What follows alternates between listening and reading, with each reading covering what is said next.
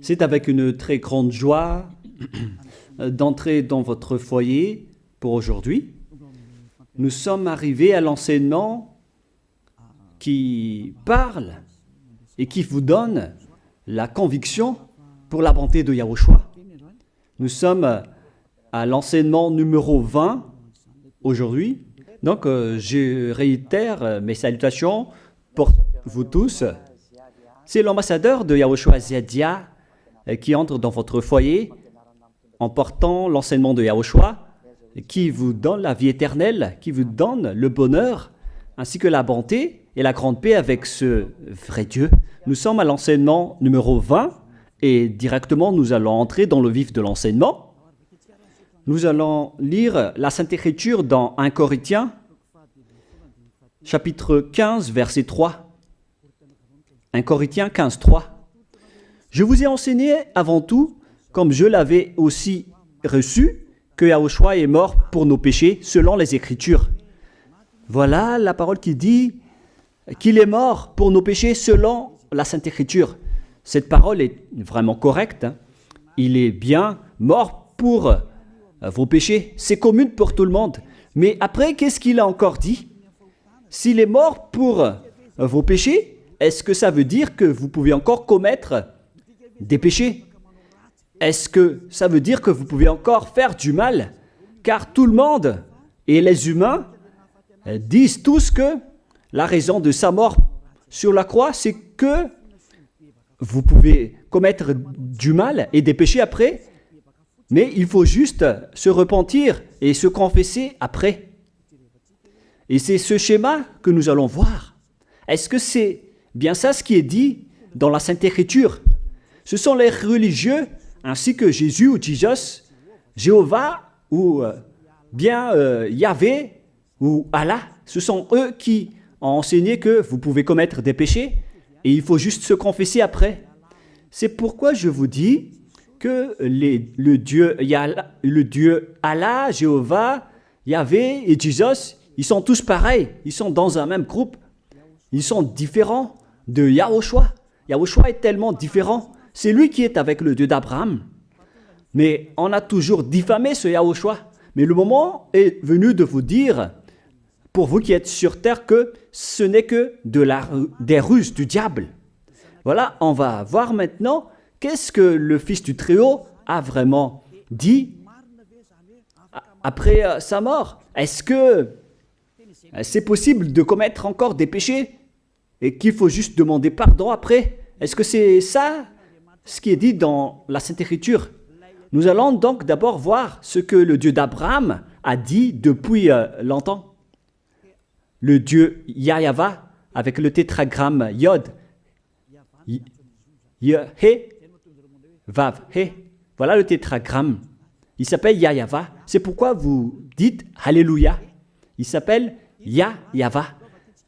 Qu'est-ce qu'il a dit? Et nous allons voir dans Ésaïe,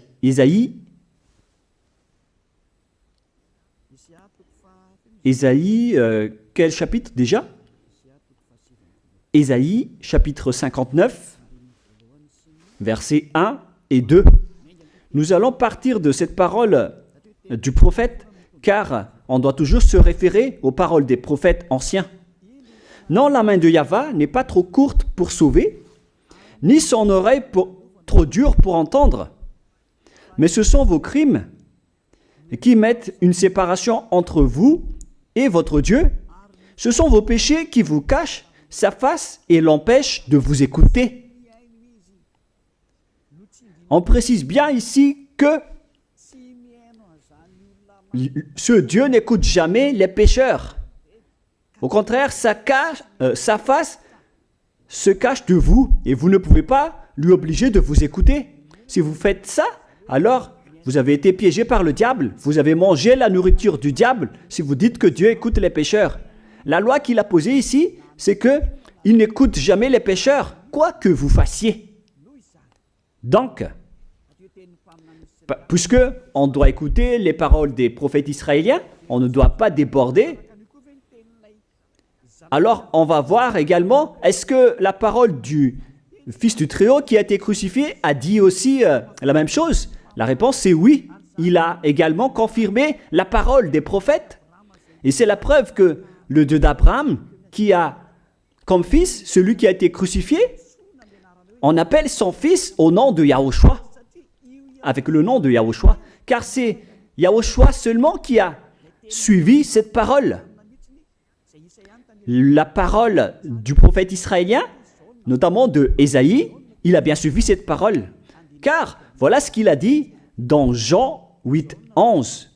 Nous allons lire cette parole dans le livre de Jean, chapitre 8, verset 11. Est-ce qu'il a bien suivi les paroles des prophètes, ce Fils du Très-Haut que je vous prêche aujourd'hui? La réponse, c'est oui, il a bien suivi les paroles des prophètes. Verset 11, Jean chapitre 8. Elle répondit, non Seigneur. Et Yahushua lui dit, je ne te condamne pas non plus, va et désormais ne pêche plus.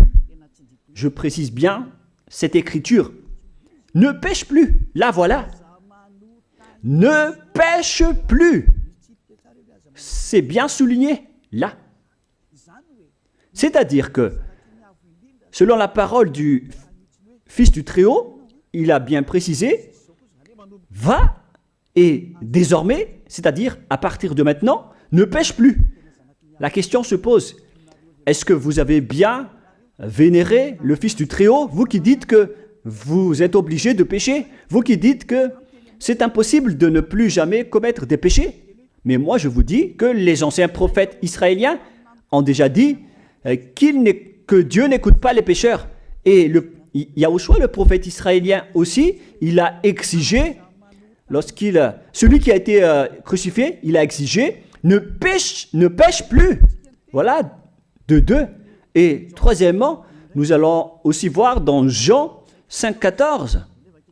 Nous allons aussi lire Jean 5,14. Depuis, Yahushua le trouva dans le temple et lui dit, voici, tu as été guéri. Ne pêche plus, de peur qu'il ne t'arrive quelque chose de pire. Il l'a encore précisé selon le livre des anciens prophètes, selon la parole des anciens prophètes, qui ont également dit « ne pêche plus ». Il l'a encore bien précisé ici, avec la parole « ne pêche plus » que nous allons revoir, encore une fois, où il est déjà passé.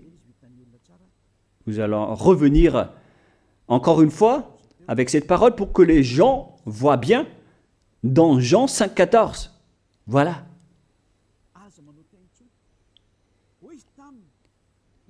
Ne pêche plus. Il lui dit, voici, tu as été guéri. Ne pêche plus de peur qu'il ne t'arrive quelque chose de pire. Ça va être encore plus pire pour vous à la fin si vous commettez encore des péchés. Ça va être dangereux pour vous si vous dites que vous devez encore pécher. Car le Fils du Très-Haut, il a bien précisé qu'il ne faut plus jamais pécher. Et c'est bien en accord avec la parole. Et après sa mort, les apôtres ont continué ses œuvres.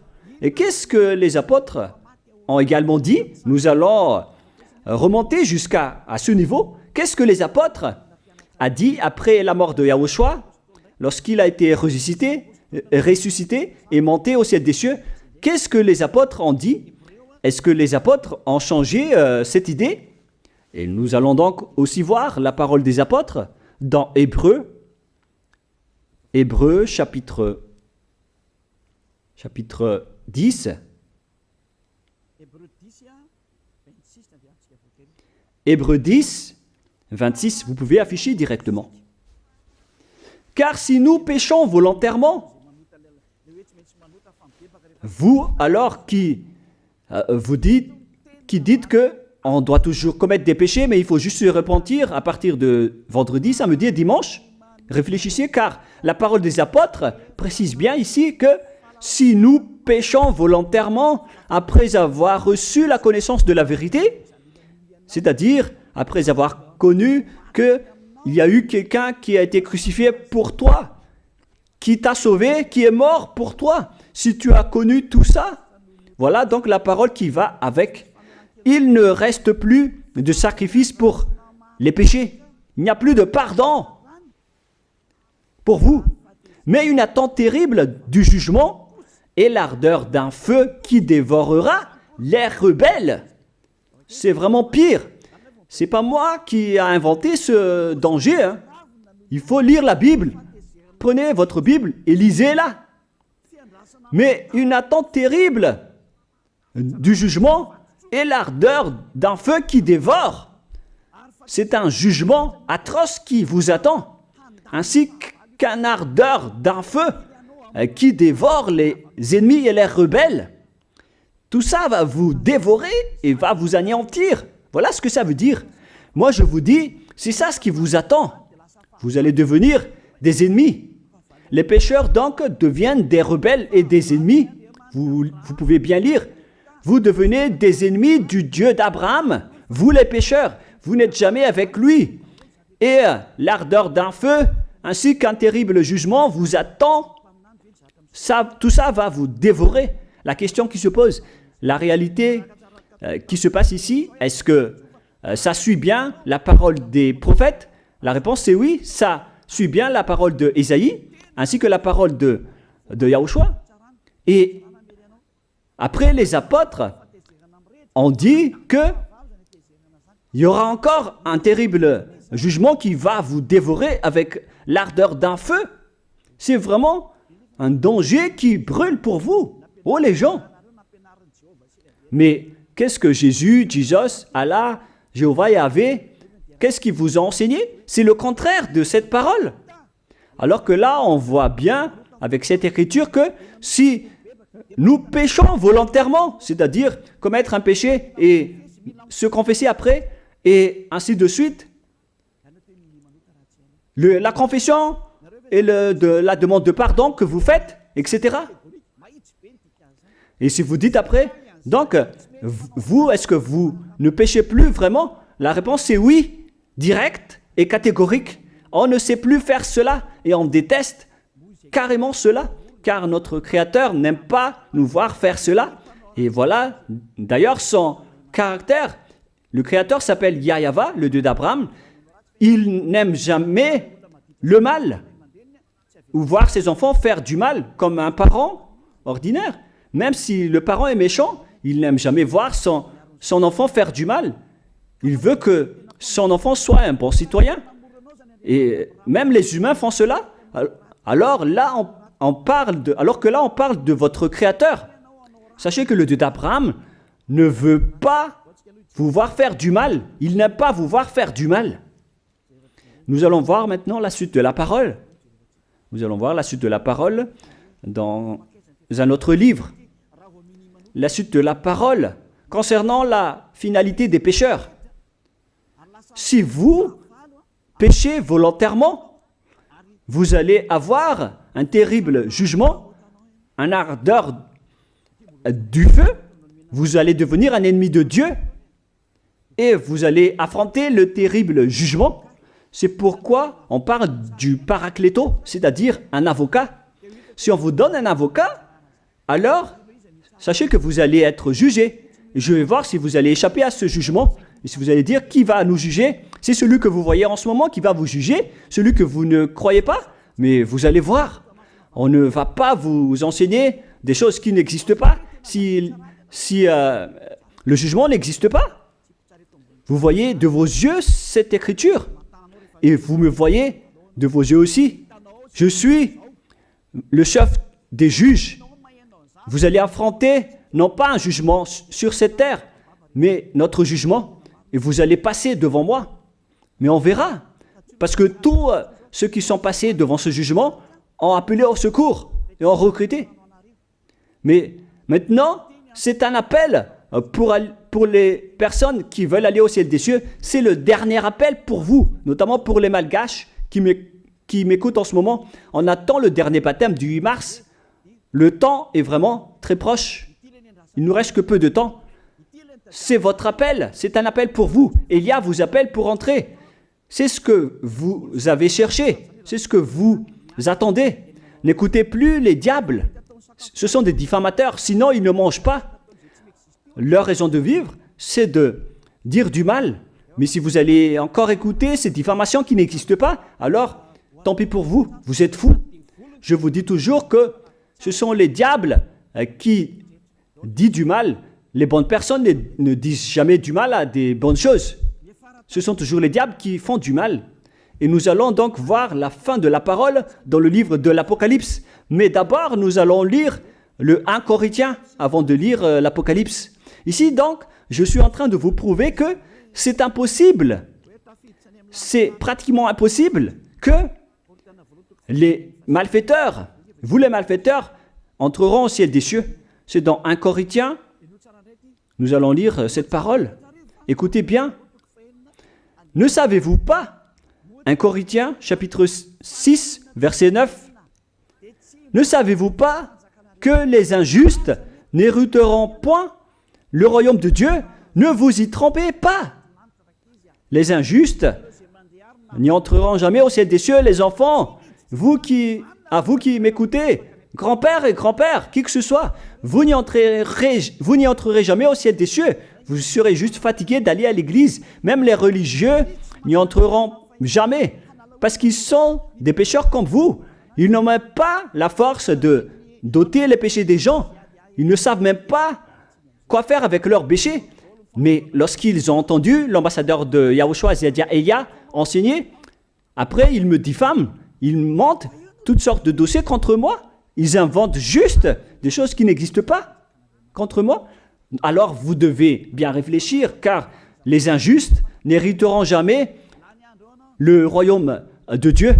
Moi je vous dis, si vous êtes des malfaiteurs, n'allez plus à l'église. Vous perdez juste votre temps. Au lieu de faire autre chose, vous perdez juste votre temps à vous asseoir sur les bancs d'église, des églises. Car les pécheurs iront en enfer, dans la perdition éternelle. Vous êtes interdit d'entrer dans le royaume de Dieu si vous êtes pécheur, si vous êtes injuste. Toutes ces personnes n'y entreront point là-bas. Ne vous y trompez pas, selon la parole. Faites entrer ça dans vos oreilles et dans votre conscience. Ne vous y trompez plus. C'est triste ce qui vous arrive, hein, vous qui me regardez, qui m'écoutez. Pensez et réfléchissez, car on vous a empoisonné. Est-ce que c'est conforme avec la Sainte Écriture, ce que vous dites en disant que nous sommes sous le ciel et nous devons être trempés, nous marchons sur terre et nous devons trébucher? C'est vous qui avez dit ça, mais c'est contraire à ce qui est dit par la Sainte Écriture, car il est dit que les adultères, les incrédules, les abominables, les idolâtres, les malfaiteurs ainsi que les terroristes n'hériteront jamais le royaume de Dieu. Les diffamateurs, y compris, c'est-à-dire les personnes qui diffament ce saint royaume de Dieu, qui produisent des bonnes personnes qui ne pêchent plus. Si vous diffamez cela, alors vous faites partie des diffamateurs. Car dans ce saint royaume où il y a Elia, l'ambassadeur de Elia, on ôte les péchés des gens, mais au contraire, vous ne cessez pas de diffamer en disant le contraire. Vous, avec les incrédules et les terroristes, vous n'hériterez jamais le royaume de Dieu. Vous qui ne voulez jamais échapper au mal, c'est pire ce qui vous attend. Vous n'y entrerez jamais dans le royaume de Dieu. Vous n'avez pas cette autorité. Alors, réfléchissez. C'est le moment d'avoir une prise de conscience. Alors, suivez Ziadia Elia. Nous irons tous ensemble chez Yahushua et chez le Dieu d'Abraham qui s'appelle Yahava. Qu'est-ce que Yahushua a dit qu'on va voir en dernier? Selon le livre de l'Apocalypse 21, 8, Apocalypse chapitre 21, verset 8. Chapitre 21, verset 8. Nous allons lire au nom de Yahushua. Mais pour les lâches, les incrédules, les abominables, les meurtriers, les impudiques, les enchanteurs, les idolâtres et tous les menteurs. C'est-à-dire tous les malfaiteurs et les pécheurs. Voilà les schémas et les œuvres, les travaux qu'ils font. Leur part sera où? Dans les temps ardents de feu et de soufre, ce qui est la seconde mort. Vous irez dans cet étang ardent de feu et de soufre, car c'est la seconde mort qui vous attend. Voilà ce que ça veut dire. Qui d'entre vous veut aller là-bas? C'est ça ce qui attend les lâches et les incroyants. Et qui ne veut pas écouter cet enseignement, celui qui a peur des parents, des collègues, des peuples. Vous n'êtes que des lâches. C'est pourquoi Yahushua dit, n'ayez pas peur des simples personnes mortelles qui ne peut pas tuer votre esprit, mais ayez peur de celui qui peut vous jeter en enfer, c'est-à-dire le Père Yahva et Yahushua, ainsi que Elia. Elia aussi peut vous jeter en enfer. Il a aussi ce pouvoir. Et si vous allez dire, mais comment est-ce possible? Ne jouez pas avec cela. Hein? Moi, j'ai bien ce pouvoir. J'ai le pouvoir d'envoyer les diables là-bas. Et j'ai aussi le pouvoir de les faire revenir ici pour faire, en cas d'enquête. J'ai vraiment ce pouvoir. Et les gens dans ce saint royaume ont déjà vu cela. Alors, souvenez-vous que la personne que vous voyez en ce moment a ce pouvoir. Ce n'est pas pour vous faire peur, mais c'est pour vous dire la vérité, car le moment du châtiment est arrivé, alors on vous dit la vérité, et ne jouez pas avec cette vérité. Maintenant, nous allons continuer la parole en disant que, clairement, les lâches et les incroyants seront jetés dans les temps de feu et de soufre. Alors ne soyez pas lâches. Répentissez-vous, car les pécheurs se trompent d'adresse. Vous allez être tués en enfer. Dernièrement, en dernier lieu, Apocalypse 21-27, pour terminer la parole de la Sainte Écriture concernant le sujet qui dit, est-ce que les pécheurs pourront entrer dans le ciel des cieux? Lisez bien ceci. Il n'entrera chez elle rien de souillé, ni personne qui se livre à l'abomination et au mensonge. Il n'entrera que ceux qui sont écrits dans le livre de la vie de l'agneau, c'est-à-dire Yahushua. Donc, aucun pécheur n'entre au ciel des cieux. Ne pensez plus à ça. C'est le point final. Supprimez ça de votre tête. Les pécheurs n'y entreront jamais au ciel des cieux. Ça n'existe pas. Si vous voulez aller là-bas, alors suivez Elia. Si vous êtes avec Ziadia Elia, vous n'allez plus jamais pécher. Lorsque vous êtes avec moi, vous serez avec Yahushua. Celui qui est mort sur la croix, celui qui a dit, ne pêche plus. Voilà. Et en dernier lieu, si ce vrai fils du Très-Haut a dit tout cela, quel est son nom déjà? C'est Yahushua. Il a dit, ne pêche plus. Et vous voyez bien, les humains, que votre terre aussi suit cette parole. C'est-à-dire la parole qui dit, ne pêche plus, selon le Créateur. Car la terre doit aussi suivre la parole de son Créateur et son propriétaire. Il y a aussi des dirigeants sur cette planète Terre et aucun dirigeant n'a enseigné que vous pouvez commettre des vols, vous pouvez vous assassiner entre vous, vous pouvez faire des viols, braquer les banques, ainsi que toutes sortes d'adultères et d'abominations. Ça n'existe pas sur cette terre. Vous voyez bien que toutes les constitutions humaines réglementent bien les populations pour qu'ils ne fassent pas du mal. Soyez éclairés. Ça veut dire que vous suivez l'ordre de son propriétaire. Le propriétaire ne veut rien savoir. Il s'appelle le Dieu Père Yahva et son fils s'appelle Yahushua. Vous suivez leurs ordres, car vos constitutions, que vous soyez chinois, africain, anglais ou africain, la constitution protège les gens pour qu'ils ne fassent pas du mal. C'est clair alors que le vrai Dieu, qui est le propriétaire de votre planète Terre, que vous ne voulez pas suivre, que vous n'aimez pas, il a instauré cette loi et cet ordre pour vous. Vous suivez ces ordres.